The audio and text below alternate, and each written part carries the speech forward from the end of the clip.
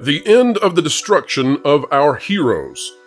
The mythos of our age. Luke Skywalker, Han Solo, Indiana Jones, all decimated, and don't forget about Princess Leia, who turned out to be a mom who could not succeed. They've all been decimated by Lucasfilm. And for the past decade, people have continued to go to the films because they had to see how the story would end. There was hope. But, unlike in the Star Wars franchise, a new hope is not always available. And in this case, it may be that we are witnessing the very end of an era of audiences going to Lucasfilm movies and suffering through in order to hold out that same hope that a good ending might occur. Indiana Jones and the Dial of Destiny is a flop among flops, a historic failure, a decimation of the character that audiences have said no. Let's chat about it right now.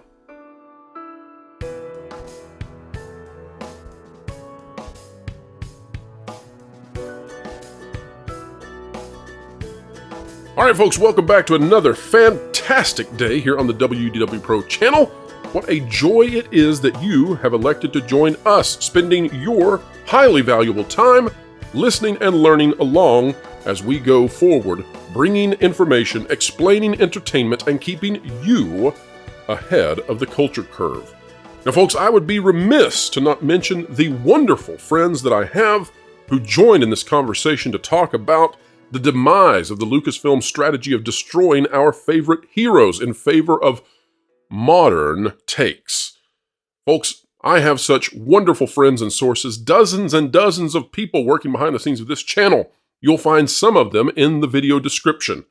May I ask a favor of you? If you would, please consider subscribing to my friends who are in this video and elsewhere. They produce excellent content, and I am confident that after you subscribe to them, you'll stick around and enjoy great stuff for weeks, months, nay, even years to come. Just like this conversation we're about to hop into regarding Indiana Jones, the Dial of Destiny, and the end of the Kathleen Kennedy era. The question here, guys, is have the normies out there, just the regular families and folks, have they caught on to the fact that Lucasfilm is destroying their heroes, and have they had enough of it? And is that the thing, the impetus that has destroyed this latest Indiana Jones film? Yes. Did Jake Skywalker actually crater Indy and show the fans that they could not trust this studio to deliver? And then guess what? They did not. X-Wing, you seem to be impassioned about this. Take it away. Tell us whether that's right or wrong. Ooh, baby girl, I'm so mad about stuff that they're doing these days. No, I'll be honest with you. I got a call from my mother when she was watching Mandalorian season 3.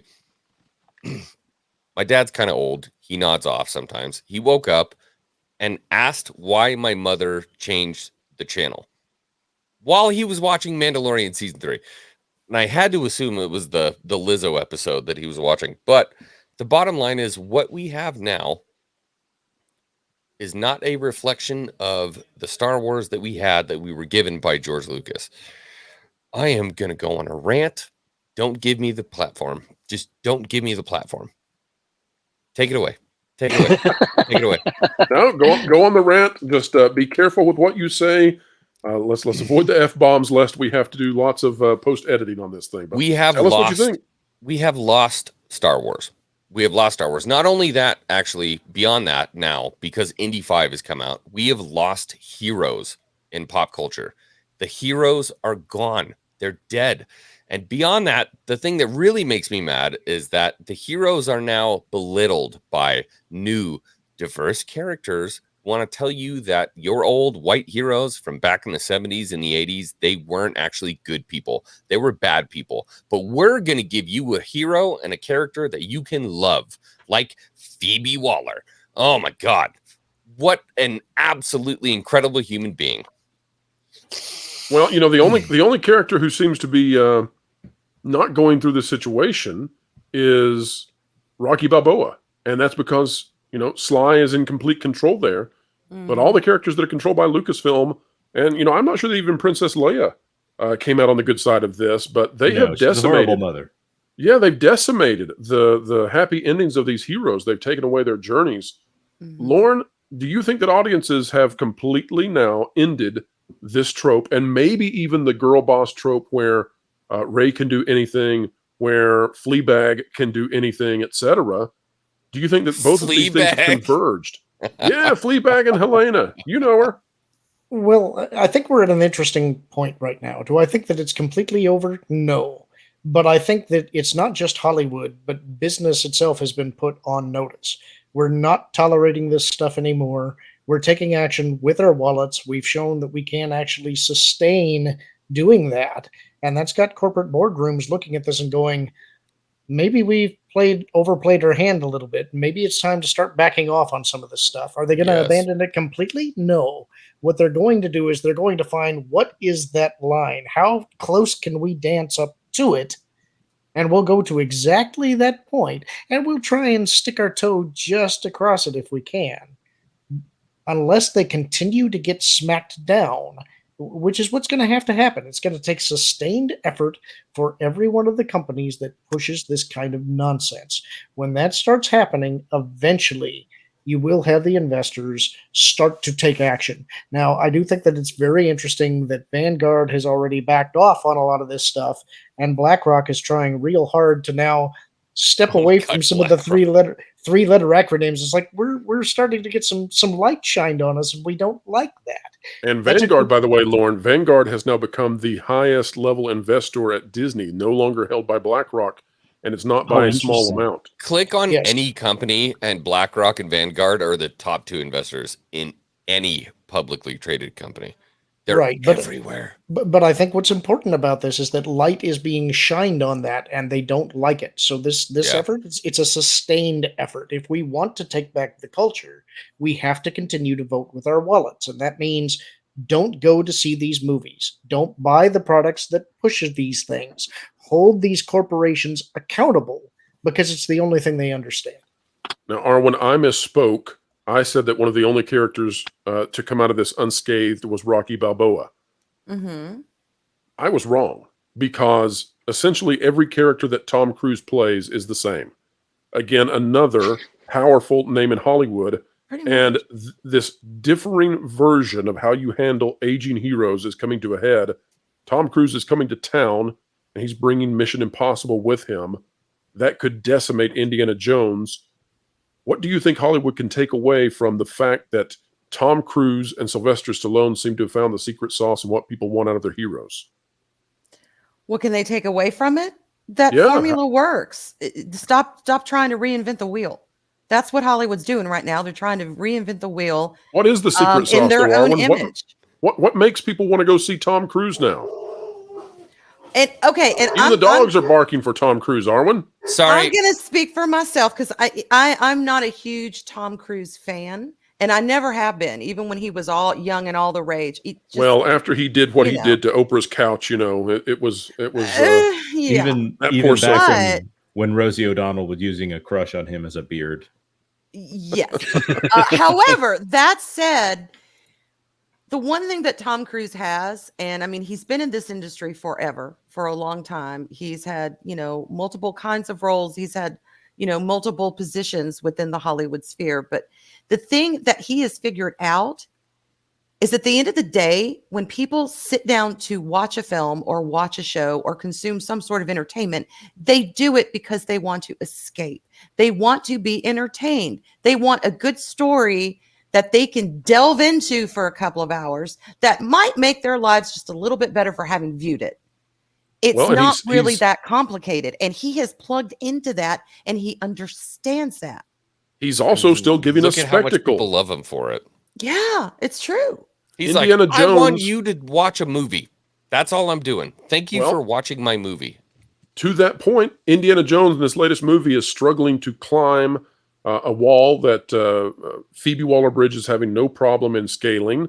He's complaining about all of his aches and his hurts. Meanwhile, Tom Cruise's character is flying off the side of a mountain on a motorcycle that's real, script.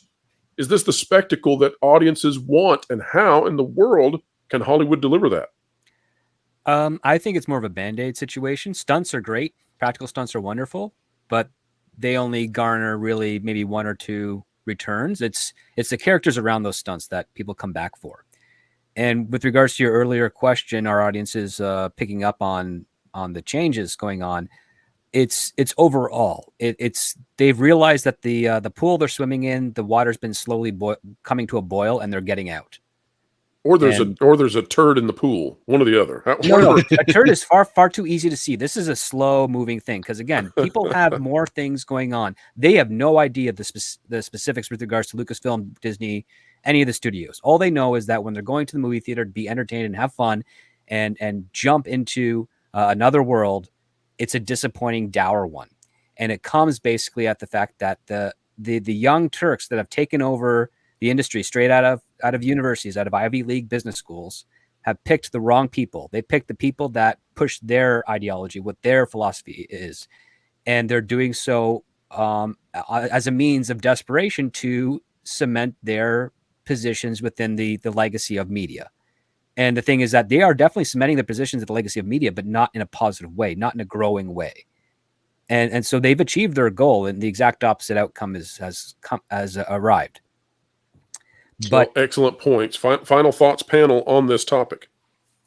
Well, I mean, I would say that part of the reason why Tom Cruise in particular is so successful is because the audience is realizing, or they're quickly coming to the realization that when you go see a movie with him in it, you're secure in the knowledge that he is the hero and that he will have a heroic arc in that film.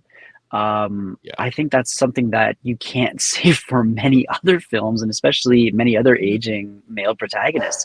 And it's a culmination of, I think, the trend that The Simpsons started many, many years ago of, portraying the aging male father figure in this case as kind of buffoonish, and everything snowballing from there. What a better way to continue the story than bring in a young, diverse person who can pick up the torch, right?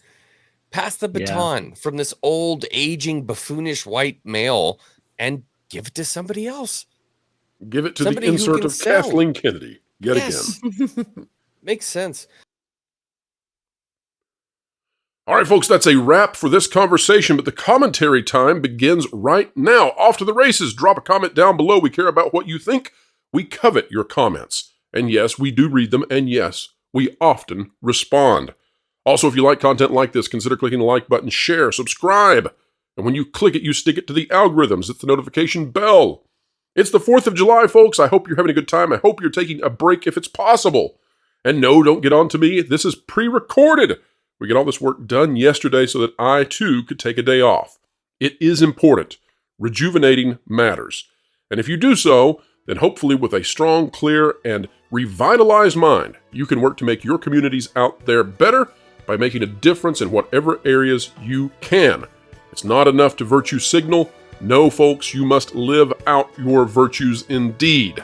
And get at it because it's worthwhile. You can be the Han Solo. You can be the Indiana Jones. You can be the Luke Skywalker of little eyes who are watching you each and every day. And in doing so, you may bring forth a new generation of heroes yet to take their adventures to flight. And that is a wonderful thing. Let's make it happen. All right, folks, that's it for us. We have a third video coming out at 7:30 p.m. Eastern Time on the day of this video's release. How are we doing this? Well, it's a holiday, and we know you are expecting great content. So we prepared it. It's coming. Get ready. Lorena Creole will join us once more. And wherever you are, whatever you're doing, keep learning, keep growing, and keep having fun. Floral, it's time for you to walk the plank. What? Why? Because you haven't subscribed to WDW Pro yet. Nor bookmark thatparkplace.com on your web browser to get great articles from great contributors. What?